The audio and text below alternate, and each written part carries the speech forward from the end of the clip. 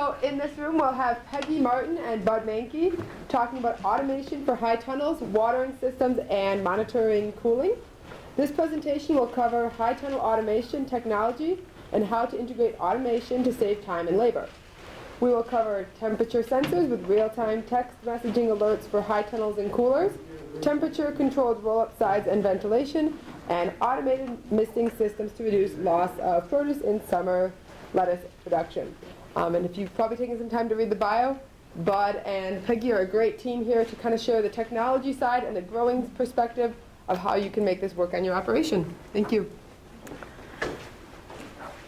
Thanks, guys, for taking the time out of the conference to listen to us today.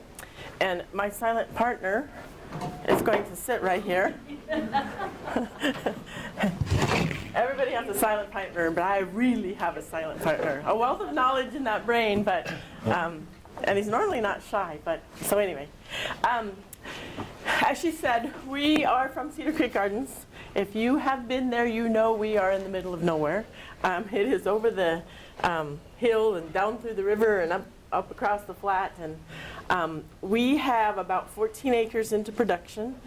We have 8 high tunnels, and we're going to put up a couple more this spring. And so it's a lot of work, I'm not going to lie, to be able to grow that amount of produce. And so we had to come up with different ways that every little bit of automation helps. And in the presentation today, we're going to show you the Lux model, where we have finally gotten to after 10 years, and we're going to show you where we came from. And my presentations, guys, are really informal. If you have a question, and unless I see the deer in the headlight look from you like, what is she off on? Just ask, okay? Because this is your time to learn, and we're always glad to share the knowledge that we have either had to Google or learn the really, really hard way. So hopefully you learned something from this. All right, so here's the first thing. We're going to talk about all the way through from our germination options all the way up until our watering and some of our harvesting. This is our germination room. It's a room in the barn, literally. The cows are on the other side of it, and Bud will kick the heifers in there if it gets really cold, just so we have some warmth.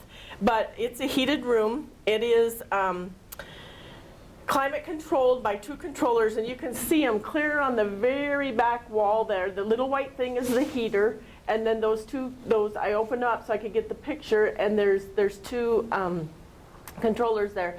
They control the temperature and they control the lights. So they turn the lights on for us, they turn us off for us. We used to have an automatic watering system in here, but it's an older barn, and so the floor wasn't quite level, so our trays, when we turned on one tray, it'd have a lot of water, the next wouldn't, and we just chocked this room full. So tomatoes took more water than the lettuce, and they're all at different stages. So we did take out the automatic watering, but we still do have shelves on both sides, and they're just shop lights. I mean, there were some that we bought off of, we might have found them in the dump. I don't know, we got them out of, we salvaged them, let's just say that.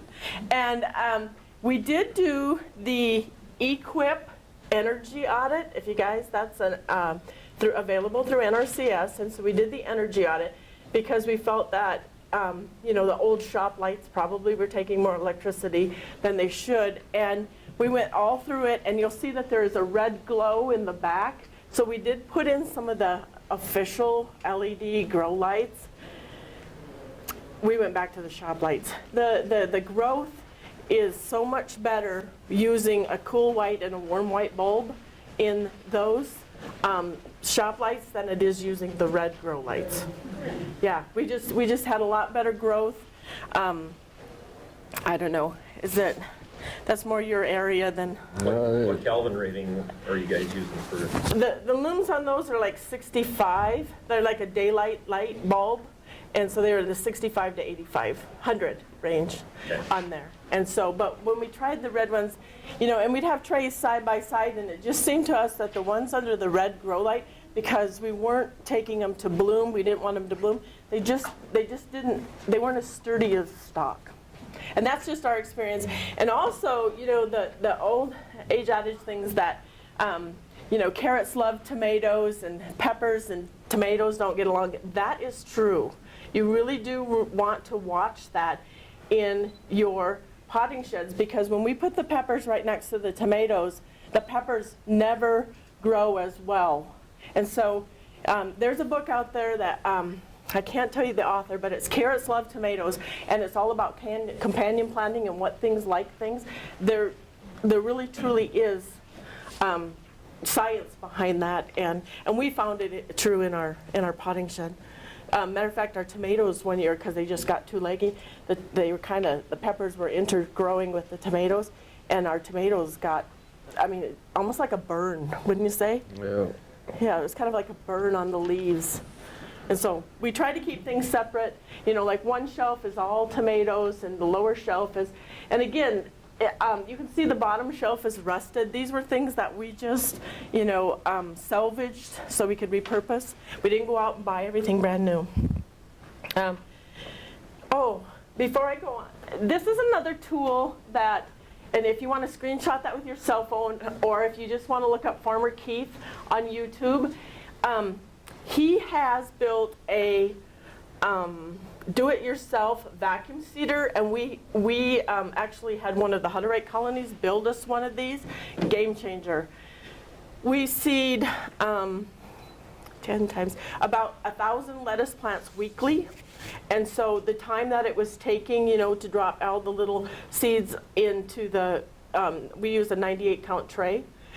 It was just mind-blowing. So this is our dibbler. And this is just literally made out of they took a piece of stainless steel and then they put wire plugs on it, like electrical, and then we just push that down, it pokes our hole in our tray, and then we have another, it's just a container, and then there's another thing that sits on top of it, and then we hook a vacuum, and it's just like a, you know, one of them little shop vacs about this big. You don't want to get too powerful a one because it'll suck. Especially if you use that DIY from Farmer Keith, it'll kind of collapse your trays. But ours is all out of stainless steel, and then it just vacuum seals, and our seeds fall into the correct little holes, and then we shake off the ones that don't fall in the holes, and we turn it over, and I mean, I don't know, a minute maybe to seed 100 lettuce.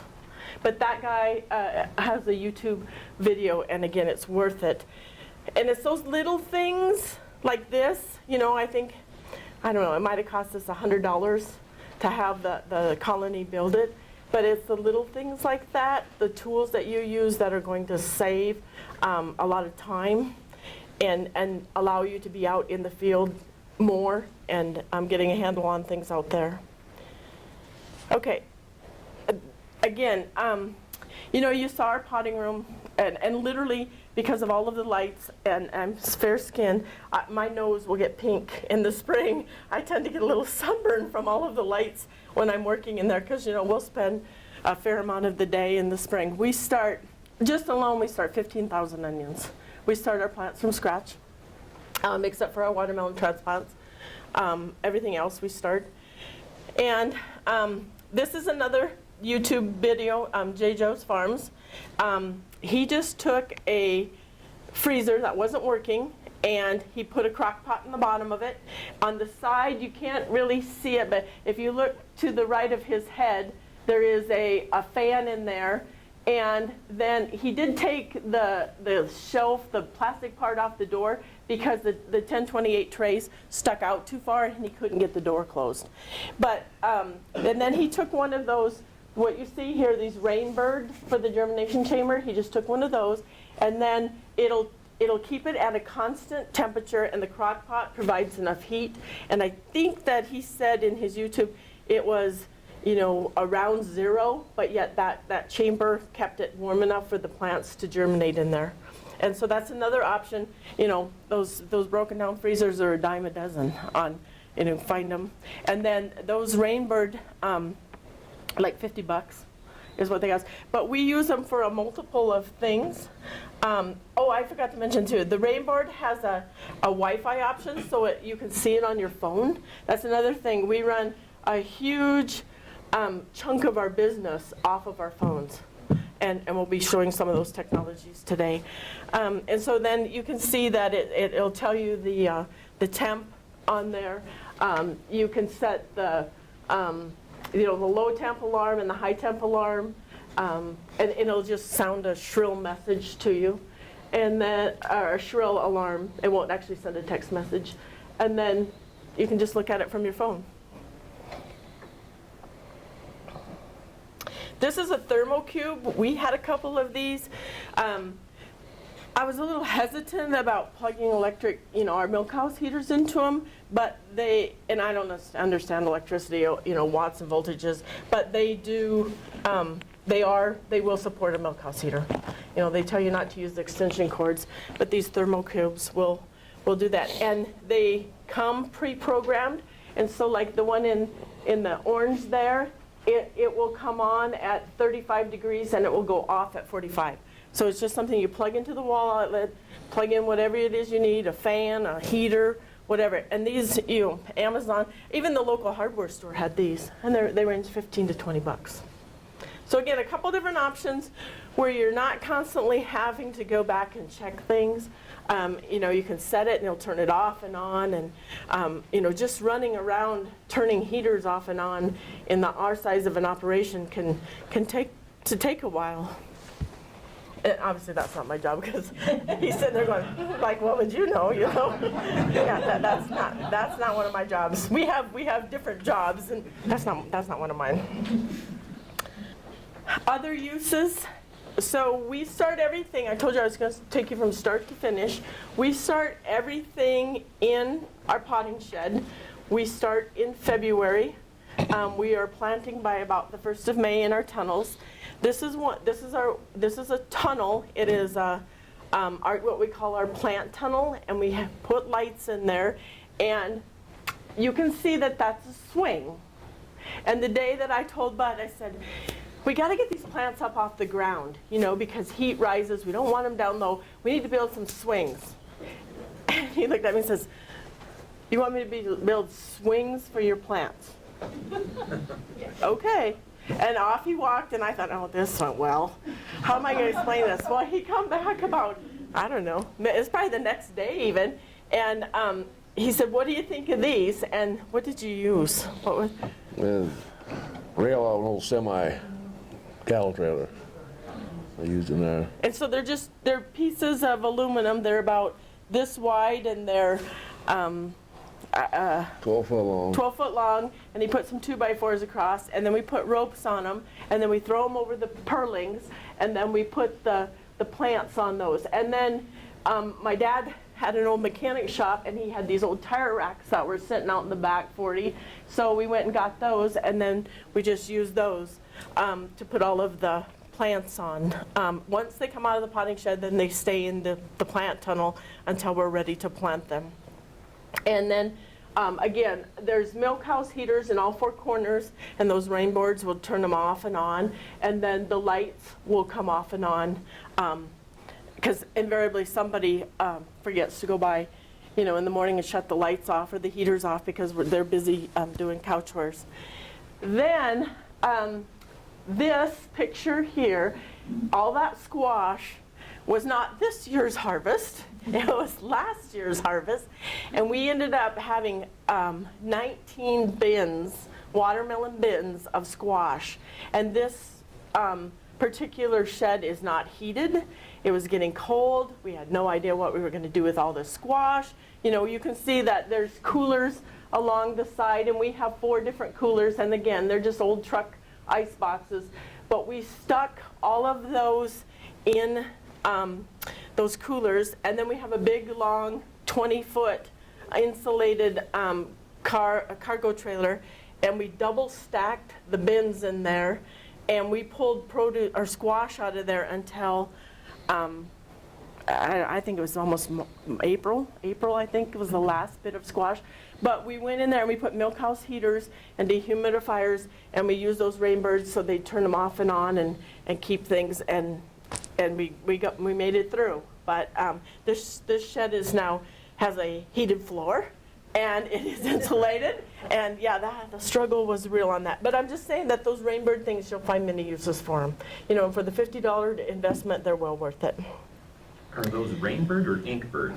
Did I say they're, Inkbird is said on one slide, the second slide it said rainbird. oh, they're inkbirds, sorry, they are inkbirds, yes, inkbirds, thanks. Oops, now we gotta get back to the right. Okay. Before we get into some of these other options, and everything is Wi-Fi anymore. I mean, you gotta have, you know, we have cameras set up, they're Wi-Fi. We have temperature, you can set up temperature sensors, they're Wi-Fi. You know, you can, just a wealth of things. I just want to touch on this because it's not as hard as you think to get Wi-Fi out to your pack shed or out to your high tunnel.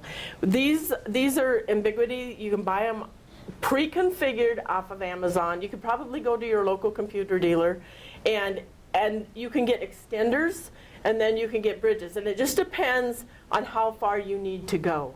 And we have these ones with the rabbit ears. There is one in the house that hooks up to our modem on the in the house, and then it broadcasts, and then they just daisy chain. And ours is a mesh system, so if one goes down, the other doesn't take the whole thing down. And so we have Wi-Fi over the whole entire garden area. We don't have it clear up in the south field because we don't have a need for that. But we're able to, well, he's got cameras in the calving barn. He's like, well, if we're going to have Wi-Fi, then I get a benefit too. And so, and from our phones, he can just hit a button. And again, we didn't go get big fancy things. I went to Menards and bought the Wise cameras, and you just plug them into this little white box and turn them on. And you know, in a button click, I can just click one app on my phone, and it'll say, you know, do you want to play over cellular data? And I say yes, and we'll see if his son is working. Right there is our shop, and we can see, you know, and in the back part of that is the calving barn, and we have several of them hooked up, and we can just switch between them, and so we have Wi-Fi, you know, to monitor things. The other one is a bridge system, and you can go almost a mile if flying to sight. So don't think that just because you don't have Wi-Fi out in the tunnels that you can't automate some of these things, or out in the packing shed or whatever. And these systems, like these mesh ones, $159, you know, $200. They're not overly. But you have good signal to start with. No, we did not. We had no Wi-Fi whatsoever in any of the barns because To the barn, right? Yeah, we did. Golden West is our provider, and so yeah, we have fiber. We had, I mean, in the house we had it, and after that we just, you know, extended it and pushed it out. We have our workforce is work campers, and so they come and they spend the summer with us, and we put in a 5-camper campground. Well, a lot of them, you know, one will work and one will have a remote job, so we had to have Wi-Fi for them, and they have all come and said they have never seen such awesome Wi-Fi, you know, because, and they all watch Netflix and movies and things we don't have time for, but yeah. You're not working them hard enough. No. This is one option for temperature sensor monitoring, and we don't particularly use this one, but I threw it in there because it is an option. There is some limited range, but it does have free alerts. So it will text you that the tunnel is too hot or the cooler's too warm. I can't tell you how many tunnels we have seen baked just because people try to work off the farm, you know, and then get these things open. And like today, well, can you pull up, do you have your phone? Can you see what the temperature is in one of our tunnels?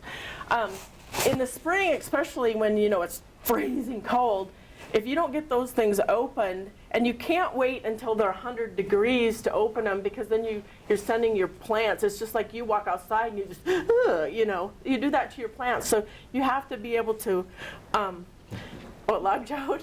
Okay, here. Technology, you know, it's just wonderful, isn't it? I'm on it here. And sometimes when you get so many apps on here, you can't find it anyway. Let's see if you can find it. But anyway, this sensor push is one that you can use. And there's just a couple terms I want to introduce here. A gateway. A gateway is simply the device that sits in your house or wherever, close to and hooked up to your internet. And then from there, it pushes a signal out to your sensors. So you have to have a gateway, no matter if you're using the sensor pusher or you're using I'm on it, which is the one we use. You have to have some kind of gateway in there to push the signal out. And then you have to have the sensors. And this one does have a limited range. And this one does use Wi-Fi. The next one I'm going to talk about doesn't use Wi-Fi. What is the temperature?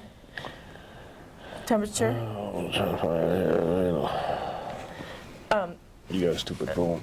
No, I don't. You just got to the sensors. Here. His is set up different than mine. So if I get my glasses on, I'll tell you. Right now, currently, one of our tunnels is 38 degrees. Another one of our, and that tunnel there is a north-south orientation. Our tunnel that sits east-west is 54 degrees, even today. And the current temperature out is what? 19 degrees. So you see why Makes a having... bigger difference you're growing tomatoes and stuff, what tunnel you put them in. Yeah. Try to decide. So when you, and we have several tunnels that sit east-west and some that sit north-south. And it was, the first ones we got, it wasn't by design because we knew enough to do it that way. It was, well, that baby will fit in that spot, So that's kind of why we do it. But it's so nice to be able to,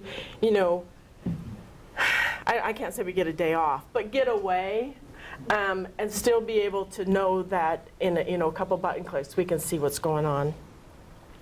This is the one we use, and I know you can't read those words there, but again, there's just two different types. The thing that you need to know is they both have gateways. One is a wireless. It uses cell phone, so you have to have a cell phone plan for it. And the other one is Ethernet. And if you screenshot that, it actually has the part numbers in it. I'm on it is the system that we use.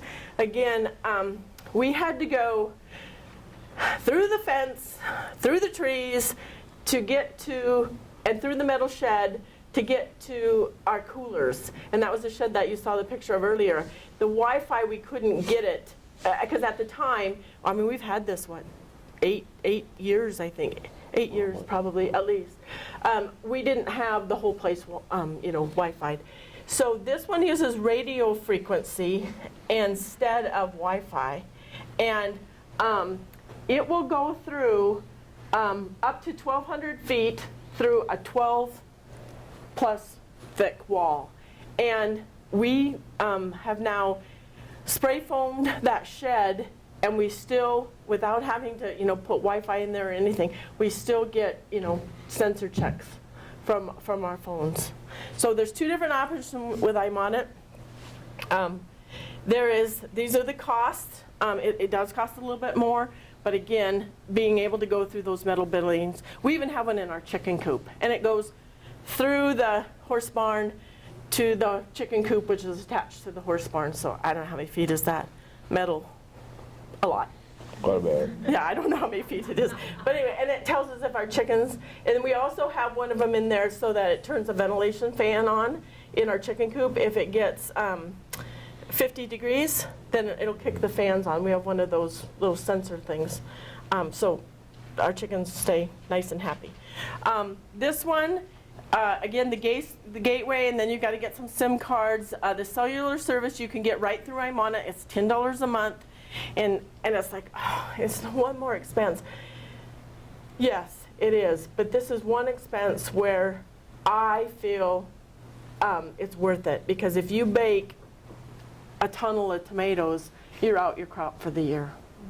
And so for $10 a month, and I think we have 9 sensors. We have them on our coolers. We have them in our high tunnels. We have them in our chicken coop. I think that's about it. So, and you can use unlimited sensors. And the other reason that we went with this option is when Bud is logged in, he can see it, and so can Kyle. Kyle's Bud's son that helps us out. So anybody can get it, and then they all can get alerts. So you can see that this is the Ethernet option. It's just a little bit more, but you do have to pay $45 a year to get the text message alerts, or an email, whichever you prefer. But again, unlimited sensors and users. And the probe, or the sensors come with different lengths of probes on them. A 10-foot probe is $31, and that's per sensor. So again, you can customize it. You know, you can check the battery life. You can name the sensors. These are all of our names. And this was, I don't even know what day I took this, sometime last week. But you can see that, you know, the coop is the chicken coop. It was 64 degrees. The meat cooler was at 54. Even though there's no meat in it, there's cabbage in it right now. And the onion cooler doesn't have onions. It's got the work camper storage in it. Yeah. And then the current temp, and then the signal strength. And then you can see the temp history of any sensor. So does anybody, yeah, you guys out there, but you guys have coolers, and part of that coolers, you have to do the temp checks on your coolers and all that. We we have a commercial kitchen, and we have one of these in there, and then it's just historical. We don't have to manually write anything, and I can just export that and at any time, and so, you know. And you can set it to check in at 15-minute intervals, an hour interval, whatever, you know, however often you want it to see. So reporting it takes care of that, Mm-hmm. of that demand. Yep. Beds or whatever. Yep, because normally you have that little piece of paper that hangs on the cooler, and you have to write it and initial it. Yep. The old deal was a drum and. Yeah. Mm-hmm. Mm-hmm. And it triggers lots of different options for alerts. So we have some that say the produce cooler is too cold, the produce cooler is too warm, the plant tunnel is too hot, you know, the plant tunnel is too cold, and you can set different options, and then you assign it to the sensors. And so, I mean, it's really, I don't even know how many alerts you could have, but, you know, we just have some kind of general ones. And then, and so then one day I was gone, and the alert went off, and I get this message from the guys. We have a group text. That's how we keep track of orders and everything. Funny, yeah, huh? Well, you see what that says? It says, whoo, turn the heat off. It's above 55 in here. And so they got a text message that told them that the fruit is, yes, whew, it's too hot in here. Come turn me off, you know. They didn't find the, I thought it was funny, but they weren't so much impressed. And then you can select who gets it. And so I get both email and text, and the guys just get the text. And what you know, and it's really easy. You just have an app on your phone, and you can set it all up. You can go through the website, but you can control it all from your phone. Okay, before I go on, any questions about temperature sensors or the germination room, or yes? On this last one, the batteries, each sensor is not plugged in, it's battery powered each sensor? Right, there's 3 options that you can get, and of the I'm on it, and we chose to use the AA batteries, and the one that you saw that was low, it's been 8 years, and we've not had to replace the batteries.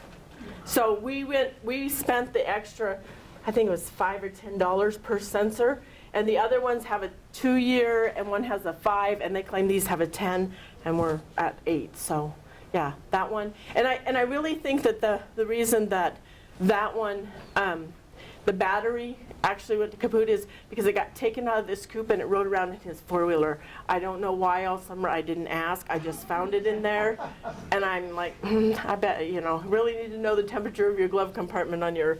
I don't know what he was temperating. What. I don't know, what were you? I just took it off for a while, moved it. Mm-hmm. Yeah, that's your story and you're sticking to it? Okay, so, oh yes, go ahead. If someone's looking to set up the iMonitor system, if you give them a call, you'll get about 20%. Yeah. price reduction off of the internet, so. Yeah. Yep. Yeah, and, yeah. Yeah, give them a call, they're just in Utah, so. Yeah, and they're awesome to work with. I mean, they're just, you have a question, you know, and it used to be, I don't know what happened, but when we first started, they would go in there, I'd say, I need this changed, you know, because I was just busy or I didn't want to deal with it, and they would change it, and they won't change the settings. So I don't know if they changed something and somebody lost a bunch of something or, you know, legality, I don't know. But they'll walk you through it and say, you need to click here, you need to click here, you need to click here. Great customer support on there. But you're right, they will give you a discount on that. So because we had all of those lights, we have all of these huge coolers, our electric bill was running a lot, like over $1,000 a month. And I just said, oh my goodness, you know, this is ridiculous to have this huge electrical bill. So we went to NRCS and we asked them to do an energy audit. It's something that any producer can have done. You have a guy come out and he walks through, and how long do you leave this light on? How long do you leave, you know, this heat sensor on or heat source on? And it was quite intense. I mean, he came out of North Dakota and he spent almost a full day there. And then they come back and they say, and they figure out, you know, if you were to do this, you'd have an energy saving of this, and you'll have an energy cost of that. So then once you have the energy audit, then there's all these other practices then that will help pay for, replacing all of the lights. They'll help replace for that. They paid for, they'll help. They don't totally pay for it because it's a cost share. And one of the things that they did for us was our greenhouse tunnel ventilation. And so we got these load controller, and we only put one in each tunnel of our big tunnels. We don't have our cat tunnels done. And it will roll the side up for us when it gets to 50 degrees. Yes, that amount, yeah, Yeah. most of them are on there. So it'll roll the side up and it'll turn the fans on. It'll first turn the fan on. If it can't cool itself down, then it'll roll the side up. And they're set at different temps. And they have different, you know, depending on what price range you go with, is how many items that you can hook up to it. And we get these from Knowles. But they run our fans, our heaters, our roll-up sides. The more expensive one will have a multi-stage roll-up. So it'll roll it up about this high, and if it gets too hot, it'll roll it up a little bit more, and then it'll roll it up a little more. Ours just cranks it up, and we're fine. And then you might go by there in an hour and it's all cranked down. But as long as it's doing it, I don't care, because again, we have seen more of these baked than we've ever seen frozen, you know. And it's easy to bake them. And if you're trying to work off farm, definitely go through the energy audit. It was eye-opening for us, I think anyway, you know, where we were losing or having to pay for a lot of things that we could be saving money at over the time. Were there other recommendations that were, you know, like a little more extensive, like, oh, you should put up a solar panel or We were wanting to do some solar panel stuff, but there wasn't enough cost savings for NRCS to cost share it. One of the things that we wanted to do was, instead of having fans, you know, in the tunnels to cool, we wanted to put geothermal, where you dig the hole in the trench and you take the 4-inch sewer pipe and you come back in, and then it, you know, circulates, because they actually tested our ground, and at, I don't know what that, it's 53 degrees. But the amount of pipe that we would have to put in to get, you know, the same amount of airflow transfer, and again, I'm talking like I don't even know it there. I'm just pulling some of them words off of that sheet, so I really don't know. But something about the air transfer, you know, and that, and so, yeah. So that was one thing that we wanted to do, but there wasn't enough cost savings. And they came back, and some of the things, like the reason we were going to do it is because on the website it said it would cost share cooler upgrades, and that, again, it wasn't something that they did. But there was a lot of recommendations. I mean, they came back with, you know, changing light bulbs, changing out fans. We had a motor overkill on one of our coolers. They said definitely reduce that from a 5-horse to a 1-horse or whatever it was. But yeah, it was well worth it. I think like your milk house heaters would be just terrible. Mm-hmm. Was there any suggestions or solutions for that? For the milk house heaters, actually, yeah, there was. We just, Haven't implemented it yet. yeah, we haven't implemented it yet. They were talking about some gas heaters, and we really don't run those milk house heaters, you know, April through, is it what, 6 weeks, 8 weeks? Yeah, about 6 weeks. Probably 6 weeks on there. What was the savings then that you ended up getting from 1,000? It was about $400 a month. Yeah. And part of that, we also found out that I don't know who did it, but part of it was one of the electrical boxes was put in wrong, and so it was just piping electricity into the ground. Yeah. The guy, he's like, you guys, you really might want to have this checked out. And so I don't remember how all that went down, but some electrician came out and said, whoa, you know, I mean, you're lucky all the cows in the pen or the corral right next there weren't steaks, barbecued. So yeah. So these greenhouse tunnel ventilations, again, we get these from Knowles, and I didn't know nothing about these. I just called Johnny at Knowles and said, Johnny, I need something to make the curtain go up and down. You got something? I think they called it some kind of controller. Or he said, yeah, you want MFP something, something. I said, okay, and then what else?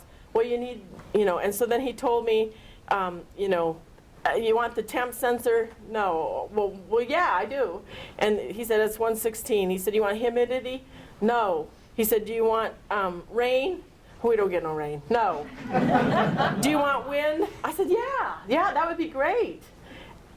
But then it wasn't the wind.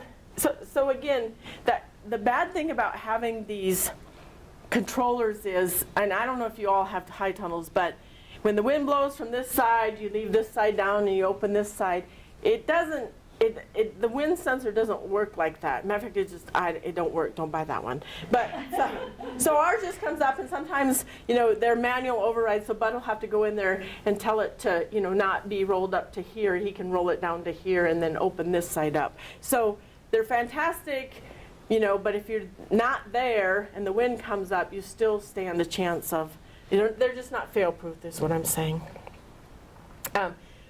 Yeah, and so then you have to replace your motors on the roll-up sides so that they are electrical, and they cost around $278. So it wasn't. So that's why only one side of our tunnels is done, because it was about $2,500, I think, a tunnel to do it. Then you put the roll-up sides, put them on like the east side, the south side of your greenhouses where the wind ain't hitting it. So that's one of the main things. If you have it on the north side, or the west side, and the wind comes up and it don't go down, then you just like, I got a balloon out there. So you put them on their side, and it's a way better deal. And then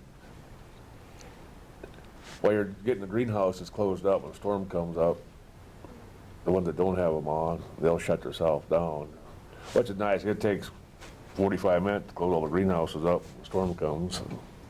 Yeah, because we have 4 200-foot cat tunnels, 3 100-foot high tunnels, and another 40-foot high tunnel. And so our workers, when they get there, we always try to put some of them on detail. If a storm comes up, that's your greenhouse, go close it down. When a storm comes up, they go inside. They don't care about the greenhouses. Oh, I see lightning. I went inside. Can you control these Wi-Fi? You have to? there are controllers that you can do Wi-Fi on, but they're a chunk of change. And yeah, but that would be really nice to be able to control them. But because of the temperature alerts, we can call back. There is somebody at our place 24/7. Like right now, you know, Kyle is there. There's always somebody, because those tunnels are, when people come to visit, you know, I say, are you fond of 2-year-old children? That's one of the first questions I ask them. They're like, why?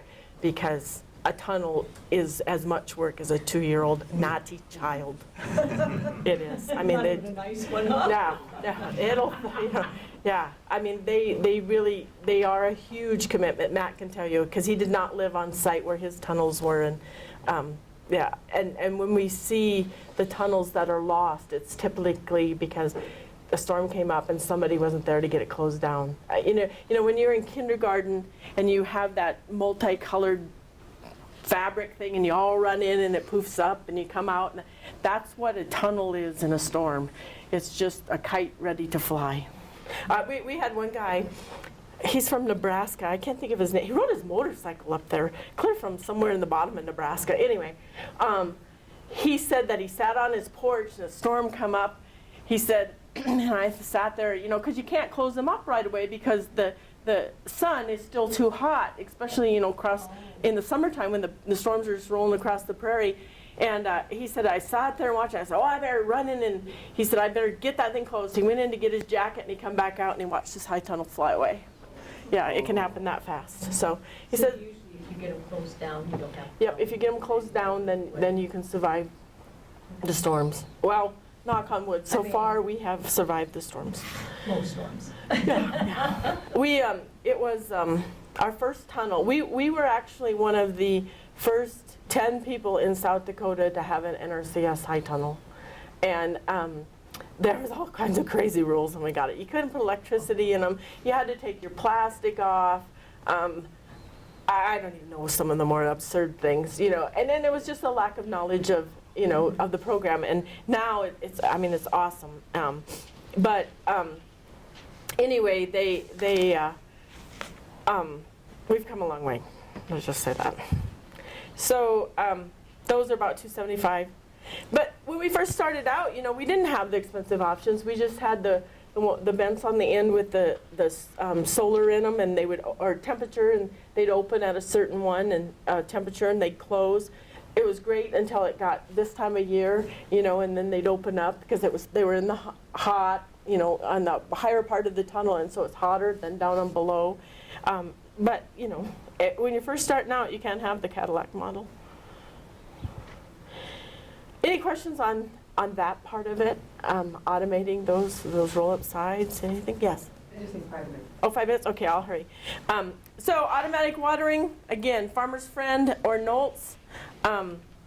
These turn on, they mist our lettuce. We grow lettuce year-round. We grow about 200 pounds a week for the hospital here in Rapid.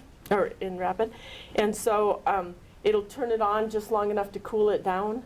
And then at night, the guys will go turn it on manually, and it'll run for an hour. And they overhead water. And there's one of our tunnels. This is the only overhead that we have, and we use the wobbler system. This is our tunnel, and it's 200 foot long, and yep, we planted on our hands and knees. I was gonna say, are most of your tunnels all just planted right into the soil, or are they up on? Nope, everything is They're all planted in the soil. into soil, yep. And then we also use, this is the one we first got, and the water flow, this again, not my area. When the water gets too low, these things don't work. And the water pressure, you gotta have a lot of volume going through in order for this type here to work. Yeah. And so we upgraded to these Dactrons. And again, we get them from Nolts, and that's how we fertilize all of our plants. So. Then we'll work with low pressure, not much water going through, like 5 pounds even, 10 pounds will work. Yeah, and that's the other thing, them wobblers won't work. Overhead wobbler, you gotta have at least 45 pounds of pressure, make them work. Yeah. Make them work good. 100 foot's long enough, wobbler. 200 foot's too long. No matter how much pressure you got, you can have 65, 70 pounds on 200 foot, and they won't all work. So 100 foot of wobbler's enough. Yeah. And so these are your flow rates, and then they range again. But all of our nutrients, even our molasses, we run through these. Yep. Any questions, guys? I will say that when we first started out, you know, you get what you feel you can afford, take that extra step and get what you can't really afford, because it's worth it. It is, when you're talking about it. Yeah. Thank you. You have a backup electric generation system? I mean, generators? Yeah, we do. We do have a big generator that we use, and we also yank the small generators off of the farmers market trailers. We have 3 smaller generators and then 1 big one, and I don't know what big one is. It's just it's about the size of that table. Yeah, but yeah, we do have backup on there, and I can't say that we really have to use it all that much, but we are at the very last on the Cherry Todd electrical, and so we'll get a lot of brownouts. Is that what they call them? We lose electricity, but it doesn't go off totally, and so we have surge protectors on everything. Yeah. How many kW generator do you have to run all that stuff? We don't have one big enough to run the whole place at one time. That's why we have all the smaller ones. The biggest one we have is 16. 16. Yeah. It doesn't take much to run the fans, and in the summertime, usually the wind blows enough during a storm. So, but yeah. But thanks, guys. You guys are always welcome to. I know some of you have been out to the gardens, but anytime, if you can find us, Google can now find us. So if you can find us, you're always welcome to come on down. Thanks. Thank you.